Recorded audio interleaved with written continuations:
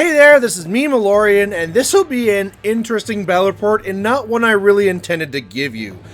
Basically, for our Warmachine Weekly, we recorded a game between Dorian and Stevie, but unfortunately, some of the files got corrupt, and I can't make that video without it super sucking and having some very critical moves being missed. So, luckily, just out of like a lark, we went and we recorded the second game. So the second game was actually using new themes. So, of course, the new Oblivion themes just came out. We want to try a game with that. And Dorian on the left was very gracious and decided to try out one of my jank lists that I was pushing on him, which was that in Lealese, the only person that could run 3 Colossals and Choir was MacBain, and now with the new theme structure, you get 3 solos on top of it, so you can actually get things like Gaston to run the Galleon, and it's a lot more effective.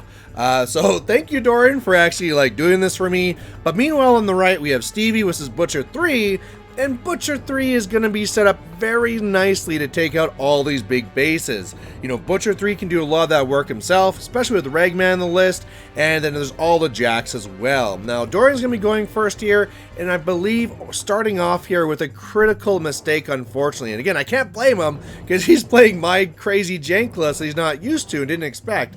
But one of the things he did, and of course, as well, I gotta say this, is that when you're dealing with these 3 huge bases, terrain can be a massive factor. So that building and the objective really causing him trouble, and the way that he went up on his first turn, he has the Galleon behind the objective.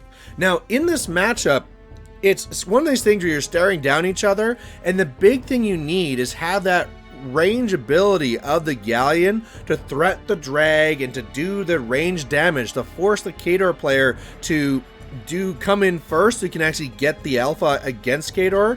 And because he went to put the Galleon behind the objective, that's going to very limit what it can threat this next turn.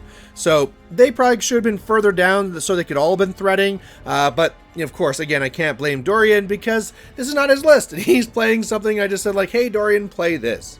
Now, Stevie's going, and he's going to be very careful, knowing about what that drag can do, knowing what these blockaders can do.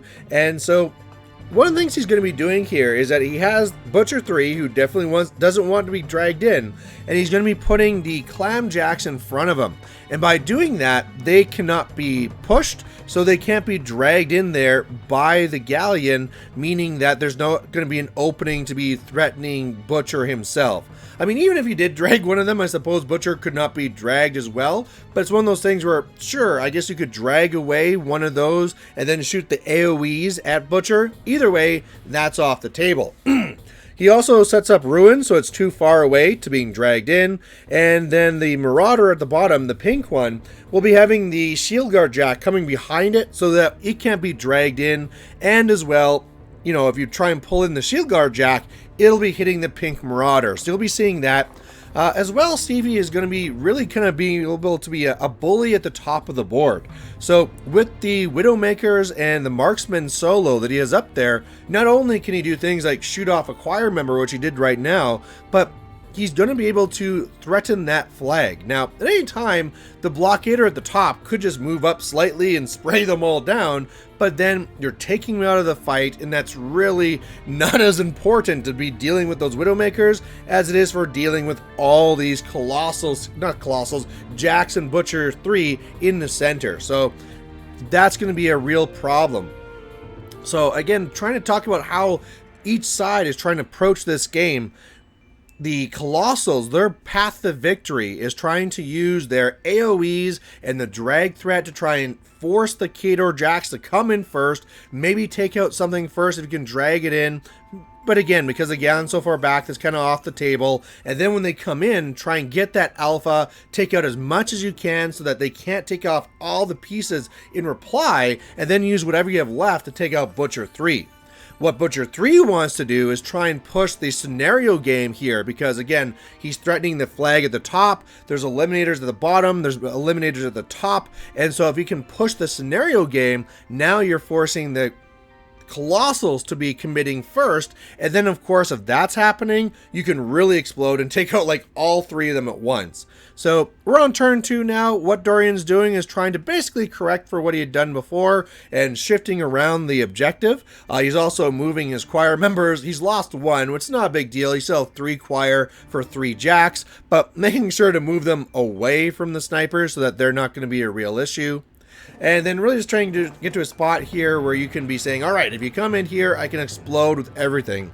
Now, Dorian was not able to actually do anything here with the Galleon. We talked about after about how he might as well be going and doing those AoEs. You know, you kind of think like when you're doing like, oh, it's little tiny PAL 13s against Kato Jacks. Sure, it won't do very much, but anything you can do really helps to chip away and make sure that the numbers are going to work out for you once you actually go in. But you know, not the end of the world. So Dorian's all set up with his 3 Colossals, and on the right side, now it's time for Stevie to decide how to deal with this. So one of the things he talked about is that he was a little bit regretting not being a little bit more aggressive with his eliminators. Had the eliminators been a little bit more aggressive, they could have started running into the zone, really getting that whole scenario game going, because denying the friendly scoring from the Merc side, scoring your own friendly zone, you can see the marksman solo taking the flag at the top. So they could have gone up like 2-0.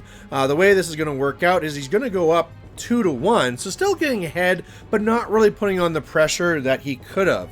Otherwise, though, he kind of thinks about how he wants to do this dance with all the jacks, and in the end decides, you know what, let's just do this. Let's just kind of see what these Colossals can do. So he's going to be putting up his clam jacks there as kind of like his throwaway. You know, the armor is probably high enough that they might survive, and then if nothing else, he wants to keep his core pieces alive behind that.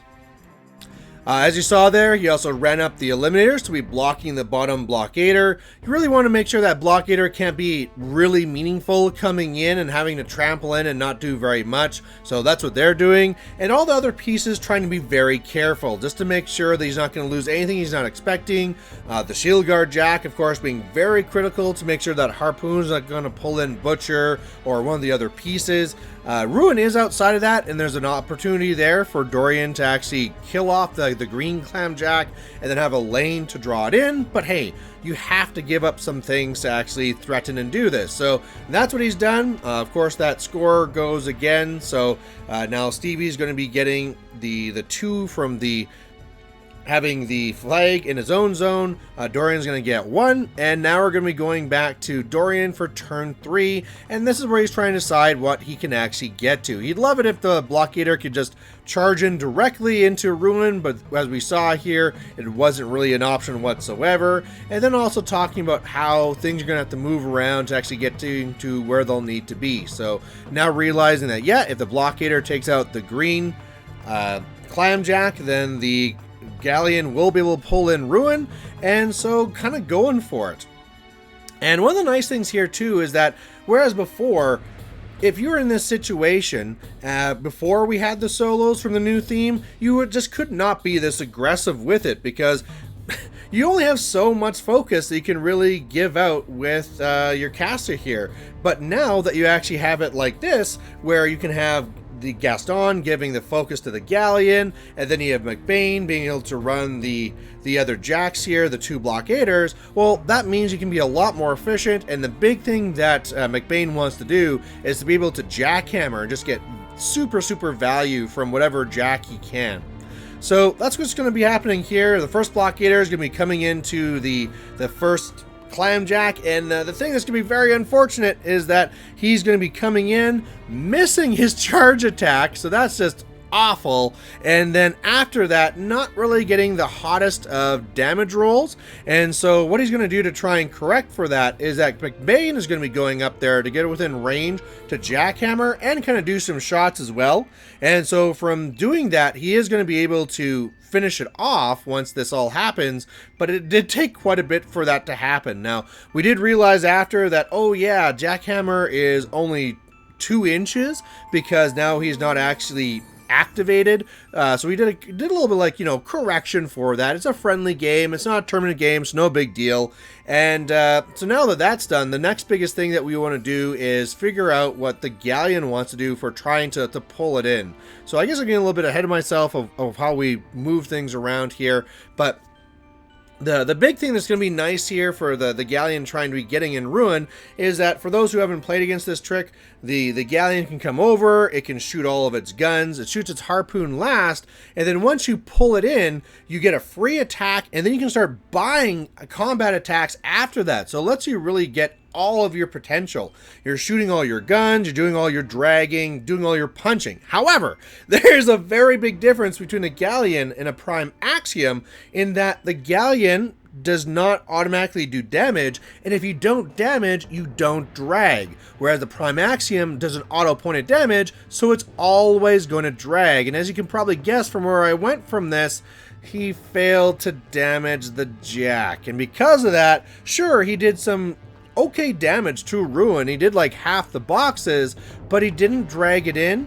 And with the mechanics being right behind there, yeah, it's just as if he did nothing at all. So this is really not going Dorian's way. The blockader here is going to be trampling in just to be a threat later in the game, but it's really obvious to everyone at this point here that it's really over. Not only did he not take out enough such that the Khador player, Stevie, I might as well say the name, is going to be taking out, or could take out, all 3 Colossals, he's now in a spot here where he could also just go for the assassination. So it's really at a point where Stevie is deciding how to win.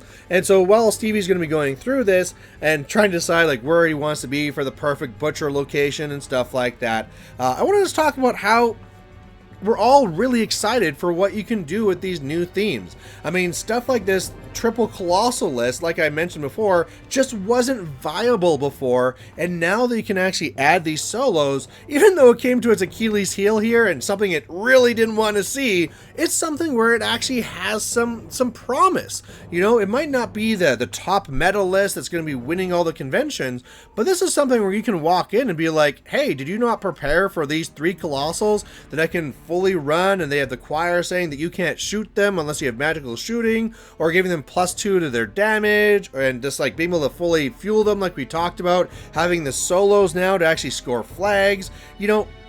That type of a thing is just something that's going to open up so many opportunities. I mean, on the flip side here, for say like Stevie's Khador, a list like this you could have seen pretty much before as well, but again, it just gives you a lot more flexibility. So whatever type of Butcher3 list you want to build, you can do that wherever you want. Whatever type of Jack list you want, you could be doing that from any theme you want. And so we're all very excited with what you can actually do with these themes and what you're going to see. So we actually had a tournament. I'm going to be doing that in a separate video, but I mean, just going to there, nobody knew what to expect. Everything was new. Who knows what type of jank people are going to try, because I guarantee you that all the people watching this video have never seen a MacBain triple colossal list before. I mean, just, maybe somewhere else happened, but the odds that like one of my viewers have seen this, I bet it's just not a thing. And so I'm really excited to be sharing this in the future,